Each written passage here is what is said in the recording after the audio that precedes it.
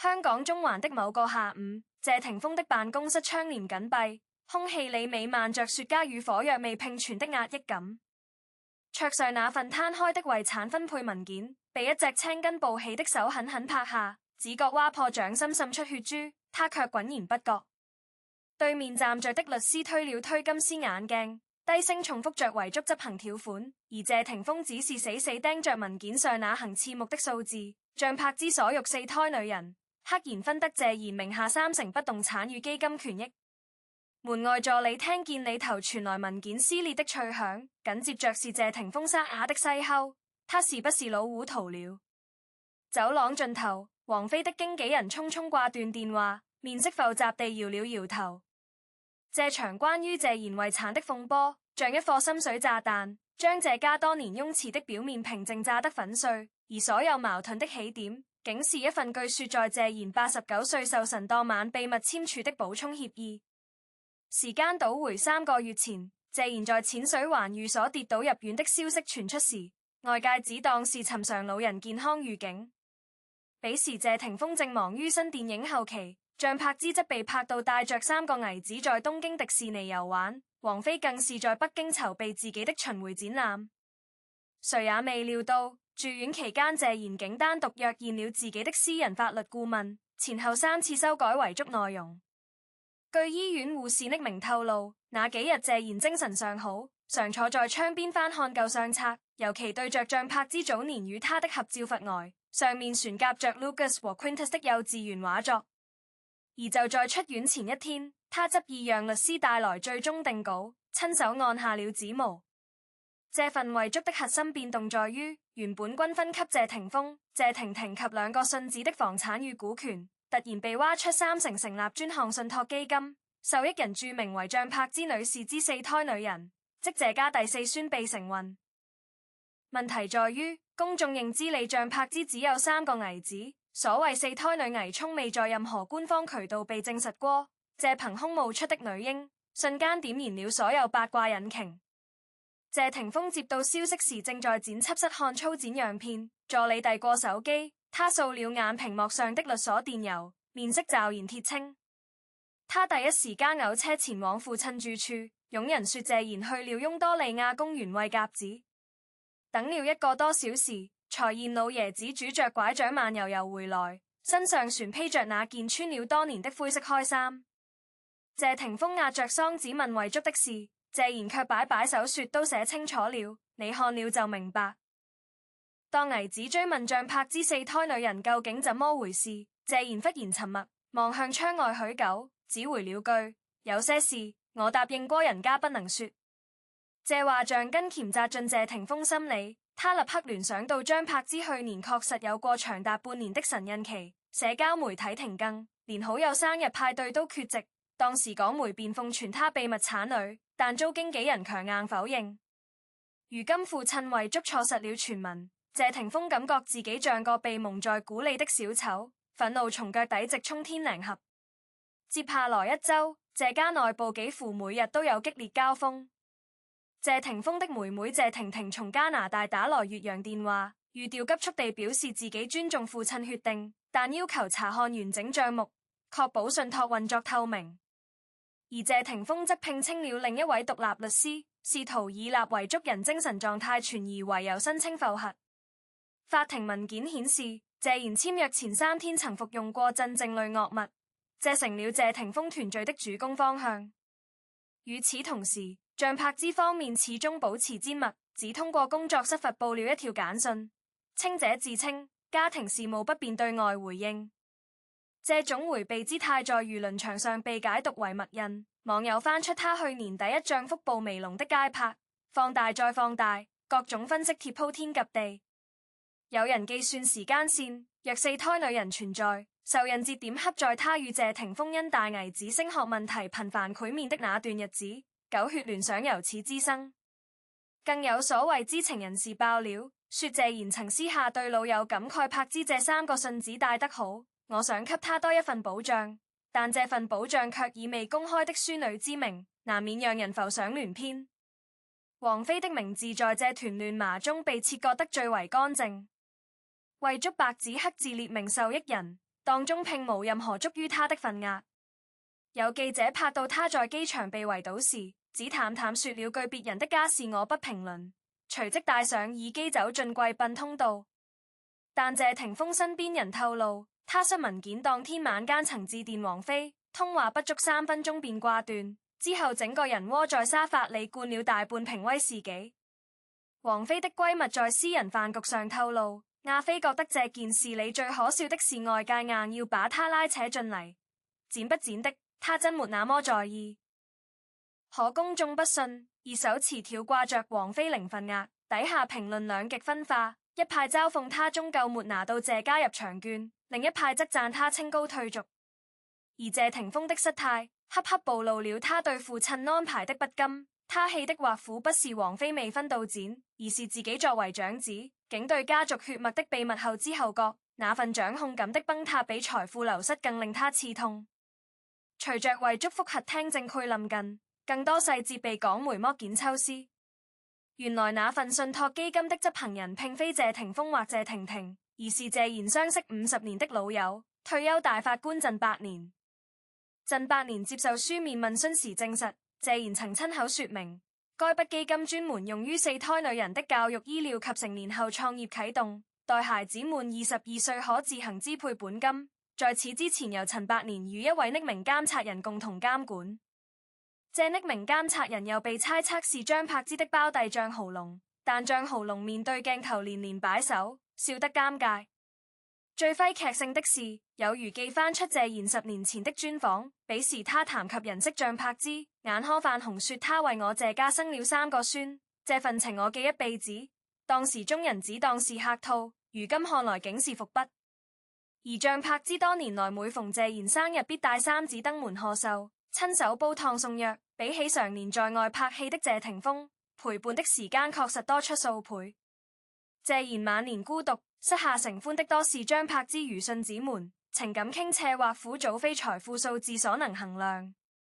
但謝霆鋒的憤怒不止於情感層面，他團聚測算過，3成遺產折合市價超過2億港幣，其中包含謝賢在淺水灣的複式單位、中環商鋪租金收益及一筆海外債券。這筆錢若注入一個身份存疑的孩子名下，且監管連不經過他，在他看嚟幾乎是對謝家血脈正統性的褻瀆。他私下對密友抱怨：如果真是我女人，為什麼不堂堂正正告訴我？爸把我當什麼了？這種被排除在家族秘密之外的挫敗感，比金錢更啃噬人心。而張柏芝那邊，據其化妝師回憶，看到新聞那天，他正在給3子剪頭髮，手讀了一下，剪刀差點滑落，但隨即恢復如常，只輕聲哼着危歌。當晚他卻罕見地更新了 IG 動態，發了一張窗台上的蘭花照，配文靜待花開4個字，讓網友浮想聯翩。有人解讀為默認4胎存在，也有人認為是暗諷謝霆鋒沉不住氣。輿論場借此分裂成2大陣營，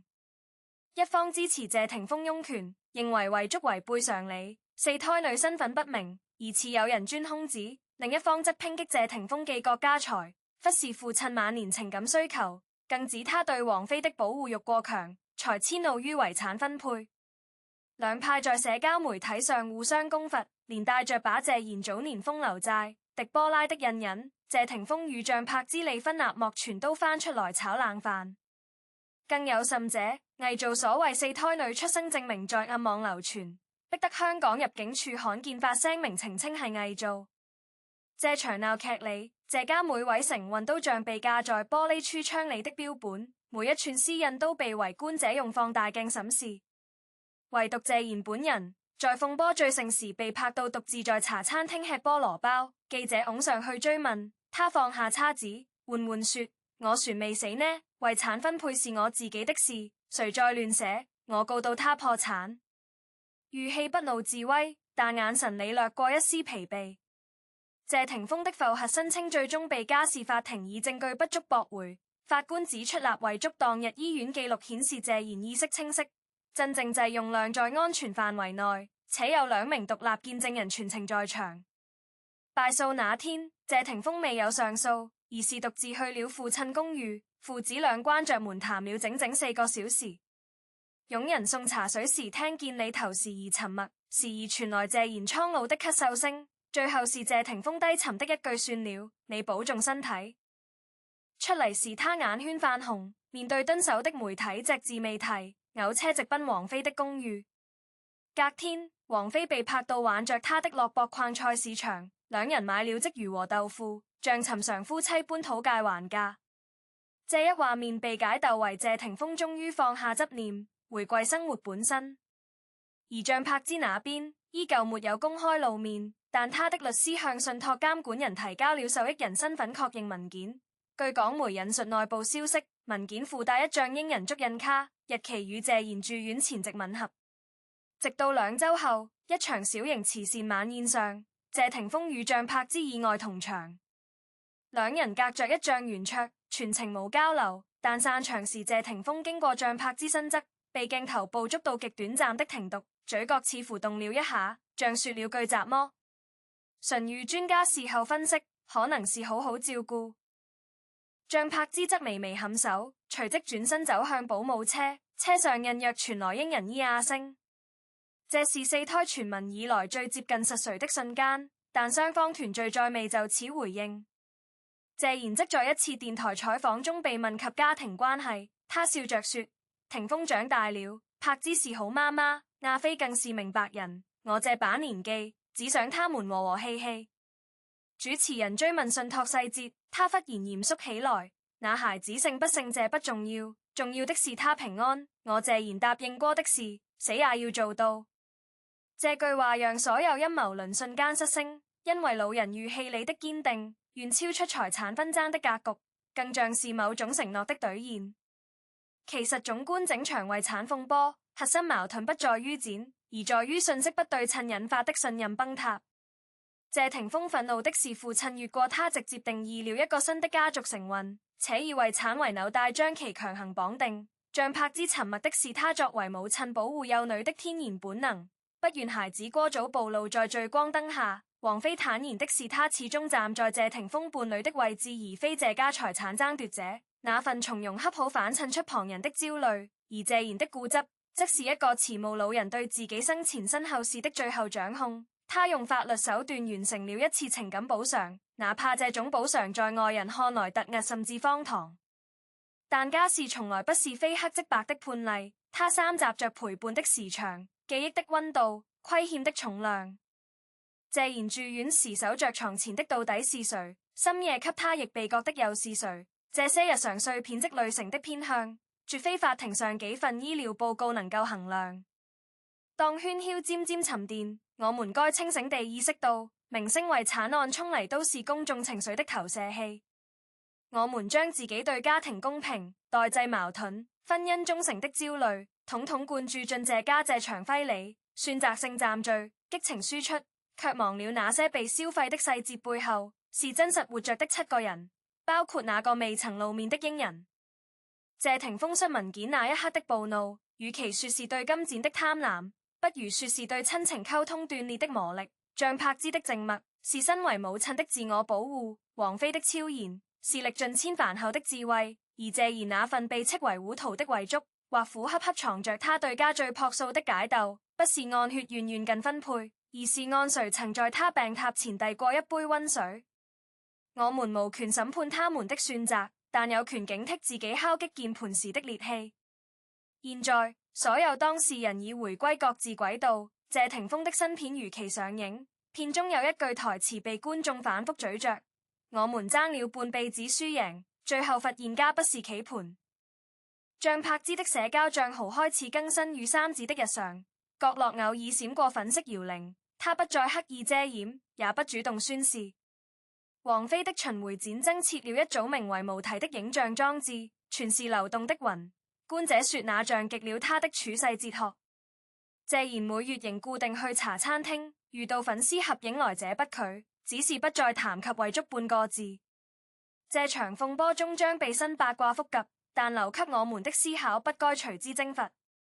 在信息碎片化的時代，我們習慣用標題定生死，用立場代思考，卻忘了每個家庭都有其不可言說的暗流。或苦最好的吃瓜姿態，是承認自己永遠站在門外。門內的故事，哪怕門窗微敞，也請讓光線照進去，而不是把門踩開。願我們對他人的家事多一分克制，少一分莽斷，因為那個被我們津津樂道的瓜，剝開皮後，終究是他人的眼淚。妥協與愛，理性落幕時，最大的贏家不是任何一方當事人，而是我們學會在喧囂中守住口，沉住心，讓時間代替口水去沉澱真相，讓尊重先於好奇抵達每個家庭的門檻。這世上充滿完美的遺產分配，只有不斷和解的親人，而真正的財富從來都寫在相視一笑的皺紋裡。